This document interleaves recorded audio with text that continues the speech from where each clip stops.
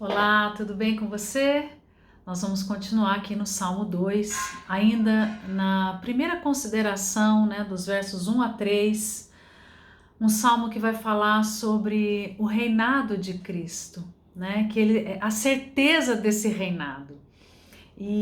Mas a gente vai agora mexer um pouquinho mais nesses primeiros versículos, quando o salmista diz: porque se enfurecem os gentios e os povos imaginam coisas vãs, porque eles se rebelam contra e conspiram contra o Senhor e contra o seu ungido, dizendo: rompamos os seus laços e sacudamos de nós as suas algemas. Aqui a gente viu que é como se você estivesse ouvindo a voz das nações contra o Senhor, contra o Criador e contra o seu ungido, o Messias.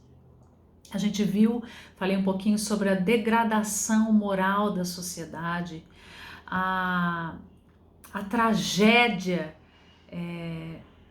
da humanidade corrompida pelo pecado, e de décadas para cá a gente tem visto uma decadência maior, mais profunda, parece que tem chegado tão perto de nós que até entra dentro da nossa casa.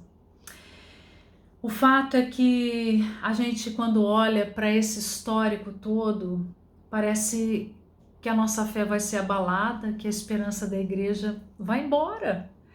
E a gente acaba ficando um pouco pessimista. Você ouve por aí, nos bastidores, nos círculos de amizade, a gente ouve pessoas muito pessimistas a respeito do futuro. E a gente começa até a entregar a nossa vida vendo pessoas cristãs de verdade entregando os pontos. Não há mais jeito para nós. Tem gente até indo embora do Brasil por conta da degradação moral, tentando proteger sua família da perseguição, por exemplo, cristã, achando que essa decadência é só aqui no Brasil. Não. Infelizmente essa decadência ela é mundial, porque desde o Antigo Testamento que povos se levantam contra Deus e contra o seu ungido, Jesus Cristo.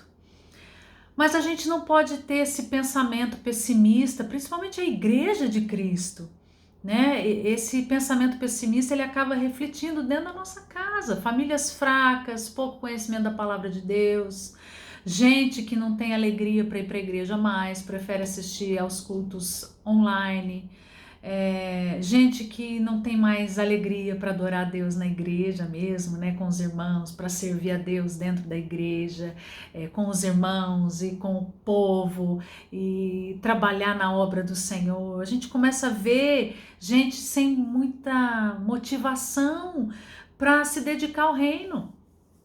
Parece que o reino do inferno está prosperando dentro da nossa casa por causa desses pensamentos.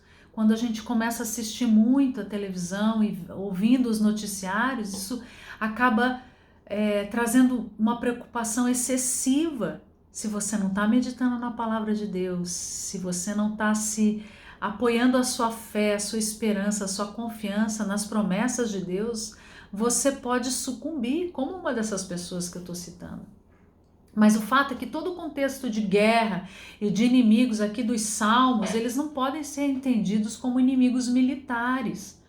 Porque a linguagem física que a gente vê aqui nos salmos, elas servem para nos levar a uma linguagem espiritual.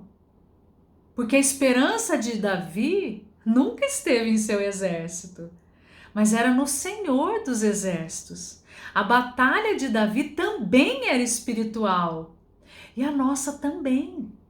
A gente não pode ler esse Salmo 2, nem o restante do saltério todo, achando que a nossa batalha é contra os governantes, é contra as autoridades dessa terra. Não.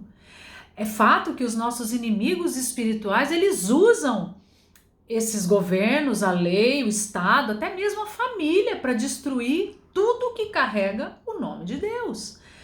Mas o que eu quero dizer é que esse salmo ele precisa trazer esperança, porque a igreja do nosso Senhor Jesus ela está prosperando em meio a tudo isso que você está vivenciando e presenciando na escola do teu filho, dentro do seu trabalho, no seu condomínio, enfim, até dentro da igreja.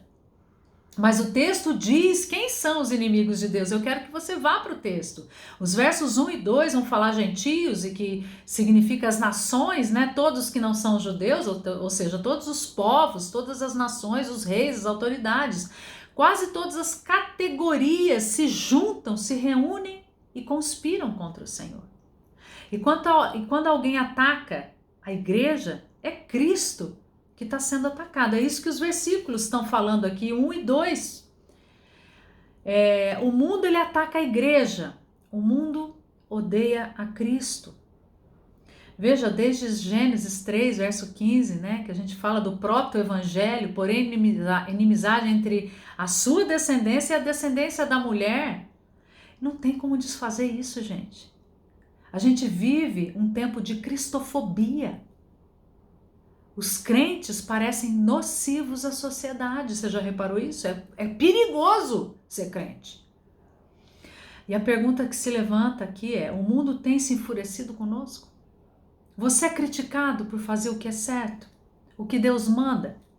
O nosso jeito de pensar, o nosso jeito de se comportar, tem incomodado as pessoas? Você tem vivido como crente de verdade? Você tem se revestido de Cristo? Porque o seu estilo de vida, se for o estilo de Cristo, se você for um imitador de Cristo, precisa incomodar pessoas. O mundo vai se incomodar com você. Seu vizinho, seus amigos, se eles não forem cristãos de verdade. Mas voltando para o verso 2, os reis da terra se levantam, significa que eles se preparam para a guerra. Veja aqui o contraste com o verso 4, eu não li. Aquele que habita nos céus dá risada. Aqui fica evidente dois reinos atuando. O reino da terra, a voz das nações, e o reino dos céus. Aqui dos versos 4 a 6, a gente vai ver a voz de Deus, o Deus Pai. Ele se ri, aquele que habita nos céus, o Senhor zomba deles. Ri-se aquele que habita nos céus. Mas o que eu quero ver agora, finalizando, eles rompendo os seus laços, são aqueles que conspiram contra o Senhor. Aqui a gente já vê a diferença. Enquanto no Salmo 1, os justos têm o prazer na lei do Senhor e nessa lei medita de dia e de noite. No Salmo 2, a gente vê povos e nações conspirando contra a palavra de Deus e contra o ungido do Senhor. De que lado você está? Que Deus te abençoe.